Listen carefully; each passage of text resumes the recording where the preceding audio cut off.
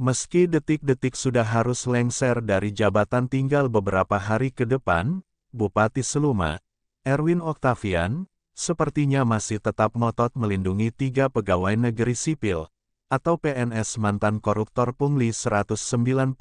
P3K dan dana BTT, yang sudah dijatuhi hukuman berdasarkan putusan pengadilan berkekuatan hukum tetap atau inkrah. Kenyataannya, dalam kapasitas sebagai pejabat pembina kepegawaian atau PPK, Erwin Oktavian, hingga hari ini belum atau tidak juga menerbitkan penetapan PTDH, atau pemberhentian dengan tidak hormat kepada Cucuk Wibowo, Mirin, dan Fauzan Antoni, sebagaimana ketentuan surat keputusan bersama Menteri Dalam Negeri, Menteri Pemberdayaan Aparatur Negara dan Reformasi Birokrasi, serta Kepala Badan Kepegawaian Negara tentang penegakan hukum terhadap pegawai negeri sipil, yang telah dijatuhi hukuman berdasarkan putusan pengadilan yang berkekuatan hukum tetap, karena melakukan tindak pidana kejahatan jabatan, atau tindak pidana kejahatan yang ada hubungan dengan jabatan. Ironinya, wawancara tertulis permohonan hak jawab Bintang TV, 8 Januari 2025, apakah SKB Mendagri RI, Menpan RB RI, dan BKN RI, tentang penegakan hukum terhadap PNS yang telah dijatuhi hukuman berdasarkan putusan pengadilan berkekuatan hukum tetap, karena melakukan tindak pidana kejahatan jabatan atau tindak pidana yang ada hubungannya dengan jabatan, masih berlaku secara nasional termasuk di Kabupaten Seluma. Serta berdasarkan informasi yang didapat, apakah benar pada sistem data di Badan Kepegawaian dan Pengembangan Sumber Daya Manusia, status Mirin adalah PNS pensiun, status Cucuk Wibowo PNS aktif, dan status Fauzan Antoni PNS diberhentikan sementara, hingga detik ini sama sekali tidak direspon oleh Bupati Seluma, Erwin Oktavian. Seperti diketahui, Cucuk Wibowo, yang terjerat praktik pungli kepada 193 P3K nakes, sebesar Rp27 juta, oleh Majelis Hakim PN Tipikor Bengkulu, divonis 4 tahun penjara, denda Rp200 juta, subsidiar 3 bulan penjara. Tetapi di tingkat banding, di Pengadilan Tinggi atau PT Bengkulu, vonis Cucuk Wibowo turun drastis terjun ke angka 1 tahun penjara, dan denda Rp50 juta, subsidiar 6 bulan penjara.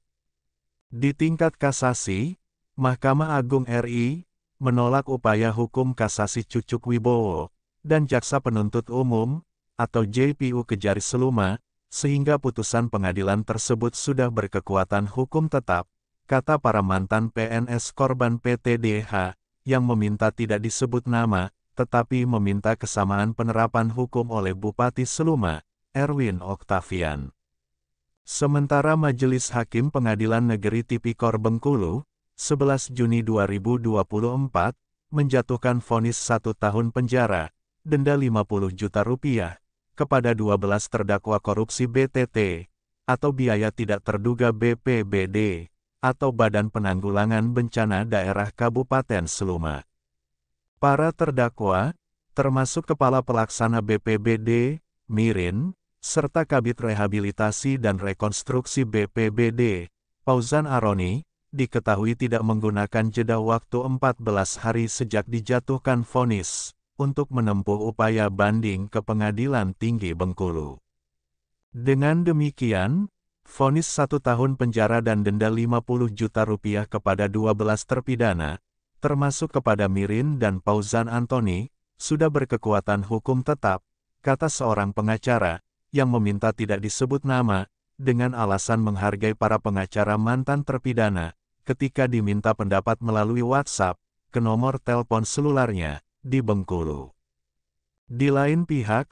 hingga saat ini mantan Kabid Pengadaan, Pemberhentian dan Informasi Pegawai BKPSDM, Cucuk Wibowo, mantan Kepala Pelaksana BPBD, Mirin, dan mantan Kabid Rehabilitasi dan Rekonstruksi BPBD, Fauzan Aroni, diduga masih sebagai PNS dengan status diberhentikan sementara, dan masih menerima uang pemberhentian sementara 50%, dari penghasilan jabatan terakhir sebagai PNS. Berdasarkan putusan Bupati Seluma, Erwin Oktavian, nomor 800/360/2023, 5 September 2023, nomor 800/309/2024, 18 Maret 2024 nomor 800/308/2024, 18 Maret 2024. Terpisah, sesuai petunjuk pelaksanaan penjatuhan PTDH oleh PPK, terhadap PNS yang telah dijatuhi hukuman berdasarkan putusan pengadilan berkuatan hukum tetap, ditujukan kepada Menteri Kabinet Kerja, Panglima Tentara Nasional Indonesia, Kepala Kepolisian Negara RI, Jaksa Agung RI, Kepala Lembaga Pemerintah Non-Kementerian, Pimpinan Kesekretariatan Lembaga Negara, Pimpinan Kesekretariatan Lembaga Non-Struktural, Gubernur, Bupati, dan Wali Kota. Dalam hal terdapat PNS telah ditetapkan keputusan pemberhentian dengan hormat, karena mencapai batas usia pensiun atau BUP dengan hak pensiun, apabila keputusan ditetapkan sebelum putusan pengadilan yang telah memiliki kekuatan hukum tetap, maka keputusan pemberhentian dengan hormat dengan hak pensiun tetap berlaku. Apabila keputusan ditetapkan sesudah putusan pengadilan yang telah memiliki kekuatan hukum tetap, maka keputusan agar dicabut dan segera ditetapkan keputusan PTDH sebagai PNS. Dari Studio 1 Bintang TV Bengkulu, jurnalis Bintang TV Seluma, Edi Santoso dan tim, serta juru kamera dan video editing Marco Melandri melaporkan.